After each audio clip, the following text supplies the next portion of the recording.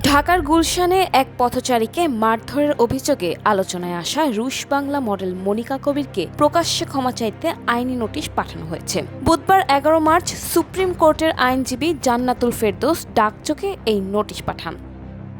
নোটিশে মনিকা কবিরকে অবিলম্বে এ ধরনের অশালীন ও বিতর্কিত কন্টেন্ট তৈরি থেকে বিরত থাকার আহ্বান জানানো হয়েছে। পাশাপাশি সামাজিক যোগাযোগ মাধ্যম ফেসবুকে ছড়িয়ে পড়া সংশ্লিষ্ট ভিডিও ও কন্টেন্ট সরিয়ে নেওয়ার নির্দেশনাও দেওয়া হয়েছে। নোটিশে আরও বলা হয়েছে, মনিকা কবিরের বাংলাদেশে অবস্থানের বৈধতা সম্পর্কেও ব্যাখ্যা দিতে হবে।